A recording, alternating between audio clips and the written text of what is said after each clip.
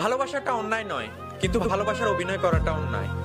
আমাদের প্রত্যেকের জীবনে প্রিয় মানুষ থাকে, কিন্তু কিছু মানুষের জীবনে এমন প্রিয় মানুষ থাকে যারা টাইম পাস করার জন্য ভালোবাসে, একটু আনন্দের জন্য জীবন নিয়ে খেলা করে।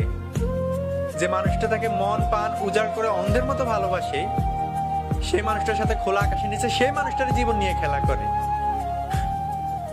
যাই হোক, কাউকে ভালোবাসার আগে হাজারবার ভেবেচিন্তে ভালোবাসবেন, কারণ একবার মন থেকে ভালোবাসলে তাকে কখনোই বলতে পারবেন না। আর মিথ্যা ভালোবাসা, সেটা হচ্ছে গাছের পাতার মতো, জাওল পাকাতেই ঝরে যায়। আর সত্যিকারের ভালোবাসা পানির মতো, যা শত আঘাতের পরে আবার জোড়া লাগে। আসলে একটা কথা সত্যি, যারা টাইম পাস করার জন্য ভালোবাসে তারাই সত্যিকারের ভালোবাসা পায়, আর যারা সত্যিকারের ভালোবাসে তারাই অবহেলার বিড়া হারিয়ে যায়। আর ভালোবাসাটা সবার কাছে সমান নয়।